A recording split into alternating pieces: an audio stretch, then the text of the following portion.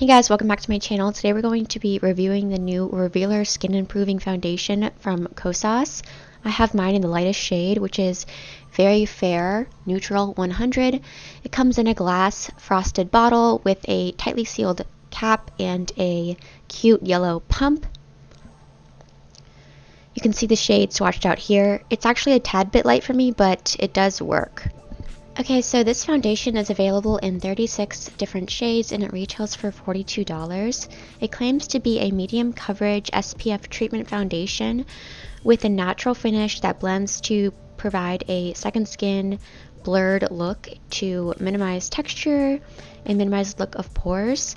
It also has some really good skincare ingredients like most Kosas products do. It has niacinamide, squalane, provitamin B5, peptides, and hyaluronic acid. So a lot of really great things that are supposed to plump, soothe, and brighten the skin. To apply this, I just started by dotting some of the foundation on half of my face and blending it out with a foundation brush.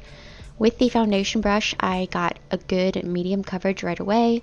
The foundation is a little bit on the thicker, creamy, more velvety side, but it blends super easily and it feels really nice and hydrating and like creamy on the skin. And you can see that it did a really good job of canceling out redness and any discoloration, but still letting my skin shine through a little bit.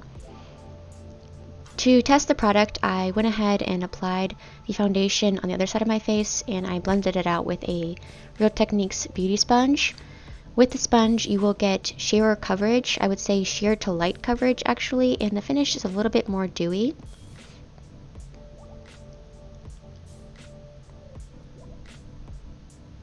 So you can see the coverage is a little bit more natural, sheer to light compared to the side where I used the brush, so it just depends on what you're looking for. But to even things out, I did go ahead and build it up. It is buildable, but I feel like you have to use a lot more product with a sponge to get a light to light medium coverage. The finish is very dewy, but I do feel like it's smooth on the skin and doesn't emphasize texture or pores when you first apply it. It looks really beautiful, healthy, dewy, and youthful on the skin. And I feel like it looked very smooth and just really beautiful. So I went ahead and did a wear test. At the about 4.5 hour mark, I noticed that the foundation had dried down a bit and it looked a lot more matte than it did when I first applied it. It was also starting to separate a little bit around my nose and sort of sink into my fine lines, pores, and emphasize my texture just a little bit on dry areas like my forehead.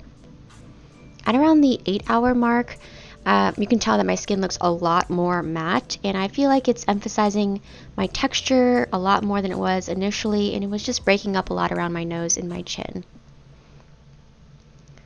So overall, I am obsessed with the way that it made my skin look when I first applied it. It's so juicy and plump and smooth, but as the day goes on, it dries out and it sort of emphasizes texture more and more. So I think this is one that I'm going to have to play with because it looks beautiful, but it doesn't wear the best. So yeah, I hope you guys found this helpful. If you did, please go ahead and subscribe and give this video a thumbs up. I love you guys so much. I'll catch you in the next one.